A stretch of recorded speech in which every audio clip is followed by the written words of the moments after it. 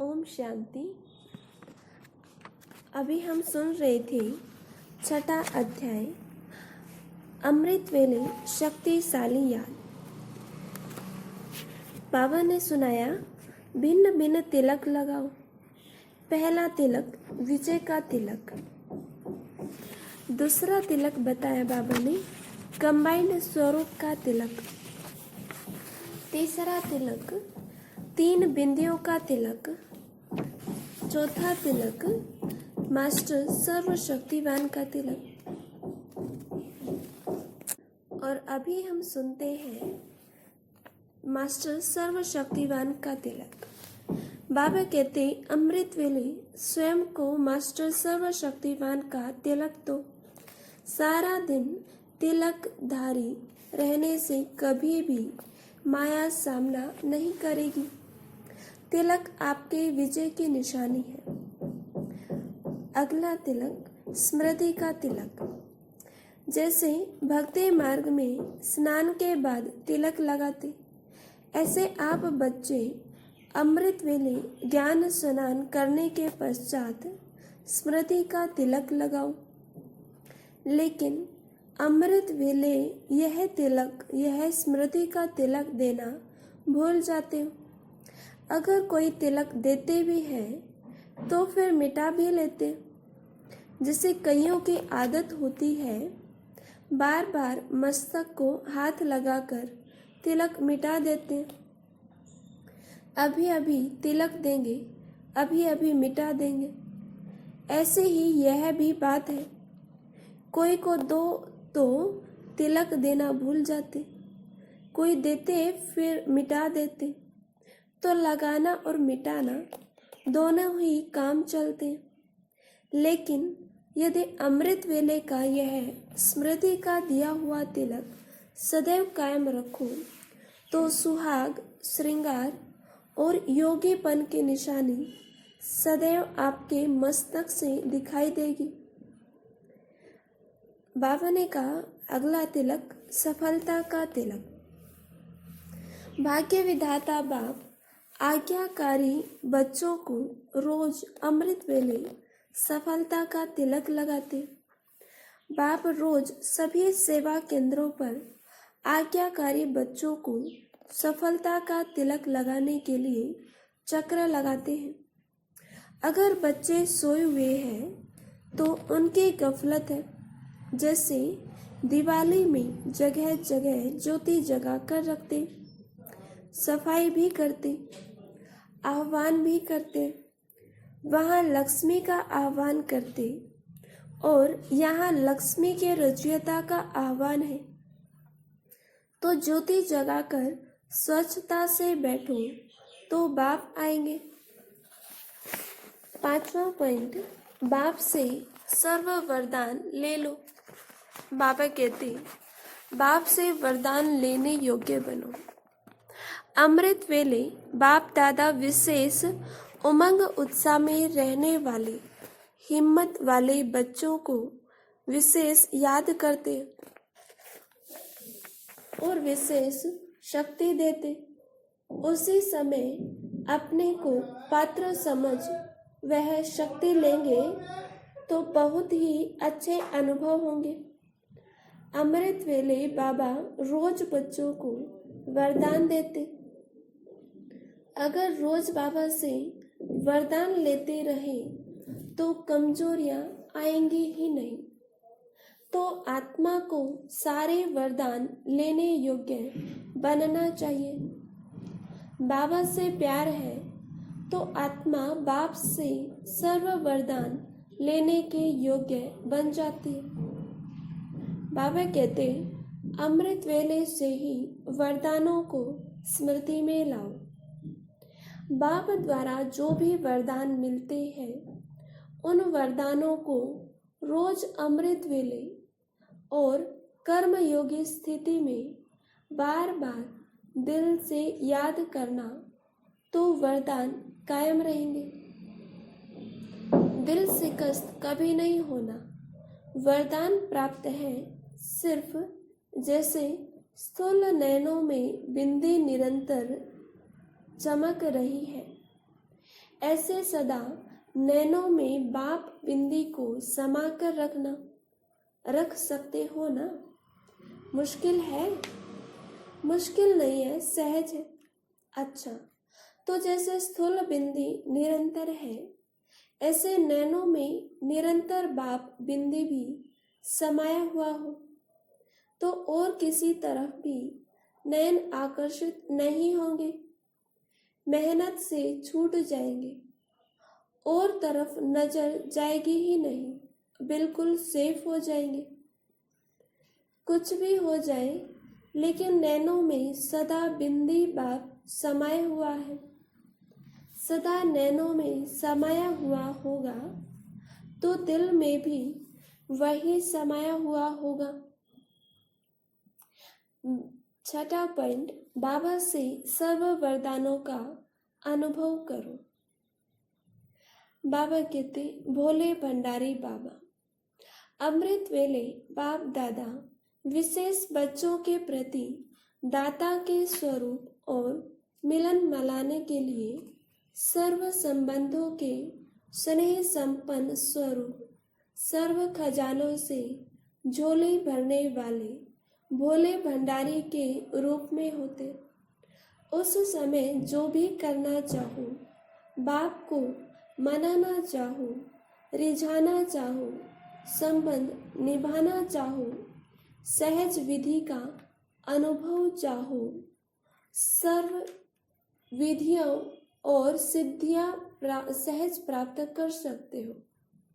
प्राप्ति के भंडार देने वाला दाता सहज ही प्राप्त हो सकता है। सर्व गुणों की खाने, सर्व शक्तियों की खाने बच्चों के लिए खुली है। बाबा कहते, हर संबंध का सुख लो और नष्टो मोहा बनो। बाप को सर्व संबंधों से अपना बना लिया है। सिर्फ बाप के संबंध से नहीं, लेकिन सर्व संबंध बाप के साथ हो गए। बाप को अपना बनाना अर्थात बाप का खुद बनना। तो सर्व संबंध से एक बाप दूसरा न कोई। जिसके सर्व संबंध बाप के साथ हो गए, उसका विशेष गुण क्या दिखाई देगा? वह सदा निर्मोही होगा। जब किसी तरफ लगाव अर्थात झुकाव नहीं, तो माया से हार हो नहीं सकती। ऐसे नष्टो मोहा बनना अर्थात सदा स्मृति स्वरूप सदैव अमृत वेले ये स्मृति में लाओ कि सर्व संबंधों का सुख हर रोज बाप दादा से लेकर औरों को भी दान देंगे। हर संबंध का सुख लो, सर्व सुखों के अधिकारी बन औरों को भी बनाओ। ऐसे अधिकारी समझने वाले सदा बाप को अपना साथी बनाकर चलते हैं। जो भी काम हो तो साकार साथी याद न आवे, पहले बाप याद आवे। सच्चा मित्र भी तो बाप है ना। ऐसे सच्चे साथी का साथ लो तो सहज ही सर्व से न्यारा और प्यारा बन जाएंगे। एक संबंध की भी अनुभूति से वंचित रहेंगे तो सारा कल्प वंचित रह जाएंगे। बाबा कहते, समय पर वह निरंतर विजय का झंडा क्यों नहीं लहराता है? उसका कारण क्या है? आप लोग भी फंक्शन में झंडा लहराते हो तो समय पर क्यों नहीं लहराता है? कारण पहले से रिहर्सल नहीं करते। ऐसे विजय का झंडा लहराने के लिए मुख्य बात रियलाइजेशन नहीं है। अमृत वेले से रियलाइजेशन कोर्स शुरू करो। वर्णन तो सभी करते हो, लेकिन वर्णन करना और रियलाइजेशन करना अर्थात अनुभूति करना, उसमें अंतर हो जाता है। एक है सुनना व सुनाना कि बाप से सर्व संबंध है, लेकिन हर एक संबंधों की अनुभूति और प्राप्ति अपनी अपनी है। तो सर्व संबंधों की अनुभूति व प्राप्ति में मगन रहो तो पुरानी दुनिया के वातावरण से सहज ही उपराम रह सकते हो। हर कार्य के समय भिन्न भिन्न संबंध का अनुभव कर सकते हो और उसी संबंध के सहयोग से निरंतर योग का अनुभव कर सकते हो। हर समय बाप के भिन्न भिन्न संबंधों का सहयोग लेना अर्थात अनुभव करना ही योग है। ऐसे सहज योगी व निरंतर योगी क्यों नहीं बनते हो? बाप कैसे भी समय पर संबंध निभाने के लिए बंधे हुए हैं। जब बाप साथ दे रहे हैं तो लेने वाले क्यों नहीं लेते?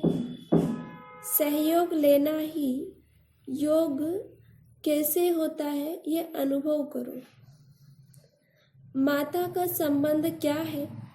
बाप का संबंध क्या है? सखा और बंधु का संबंध क्या है? सदा साजन के संग का अनुभव क्या है? यह अलग अलग संबंध का रहस्य अनुभव में आया है। अगर एक भी संबंध की अनुभूति से वंचित रह गए तो सारा कल्प ही वंचित रह जाएंगे, क्योंकि कल्प में अब ही सर्व अनुभवों की खान प्राप्त होती है। अब नहीं तो कब नहीं। तो अपने आप को चेक करो किस संबंध की अनुभूति अब तक नहीं कर पाए। 7वां पॉइंट, दिव्य बुद्धि को यूज करो। बाबा कहते हैं दिव्य बुद्धि को यूज करने के अभ्यासी बनो। बाप दादा द्वारा सभी बच्चों को बुद्धि रूपी लिफ्ट की गिफ्ट मिली हुई है। गिफ्ट तो सबको मिली हुई है, लेकिन उसको कार्य में लाना हर एक के ऊपर है। यह बहुत पावरफुल और बहुत सहज लिफ्ट की गिफ्ट है।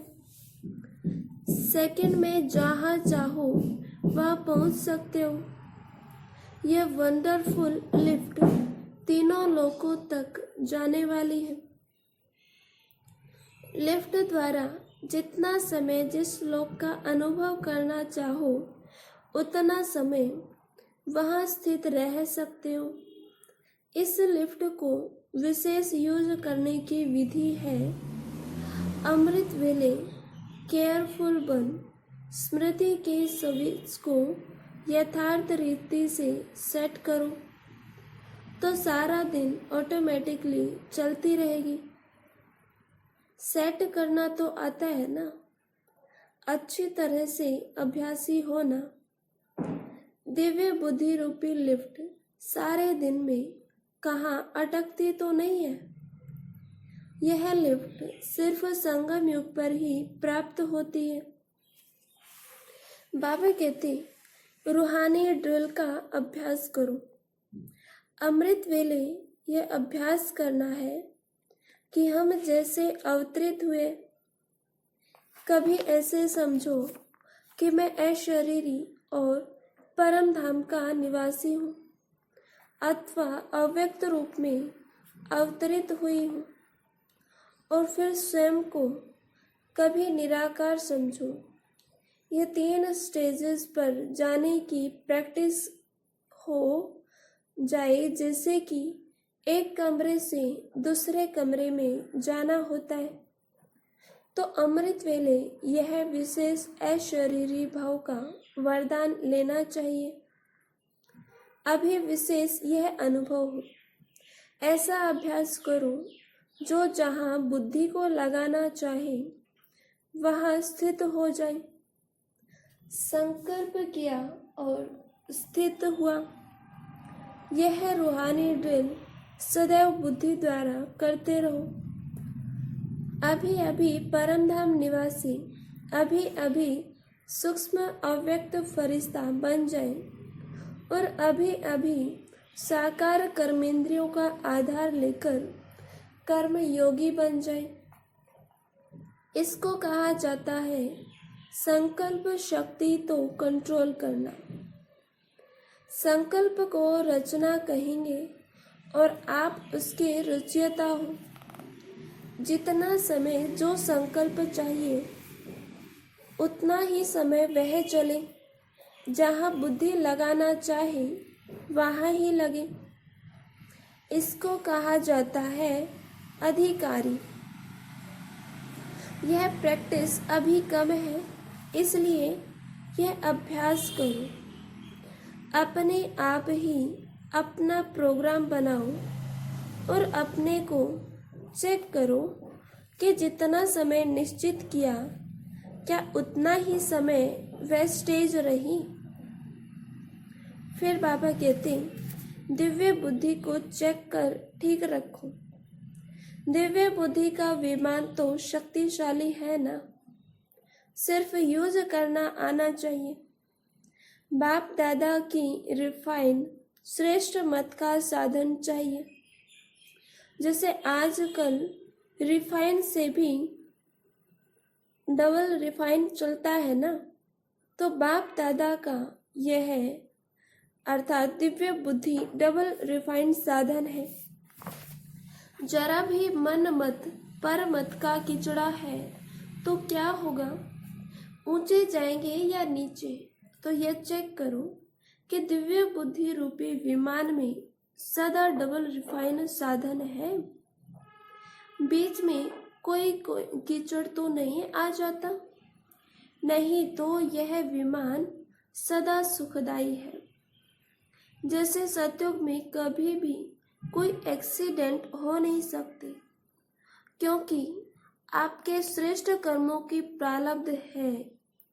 ऐसे कोई कर्म होते नहीं जो कर्म के भोग के हिसाब से यह दुख भोगना पड़े। जैसे संगम योगी गोल्डी गिफ्ट दिव्य बुद्धि सदा सर्व प्रकार के दुख और धोखे से मुक्त है। दिव्य बुद्धि वाले कभी धोखे में आ नहीं सकते, दुख की अनुभूति कर नहीं सकते, सदा सेफ है, आपदाओं से मुक्त है। इसलिए इस गॉडली गिफ्ट के महत्व को जान, इस गिफ्ट को सदा साथ रखो। समझा इस गिफ्ट का महत्व? गिफ्ट सभी को मिली है या किसी को रह गई? मिली तो सबको है ना, सिर्फ संभालने आती है या नहीं वह आपके ऊपर है। सदा अमृत वेले चेक करो, जरा भी कमी हो तो अमृत वेले ठीक कर देने से सारा दिन शक्तिशाली रहेगा।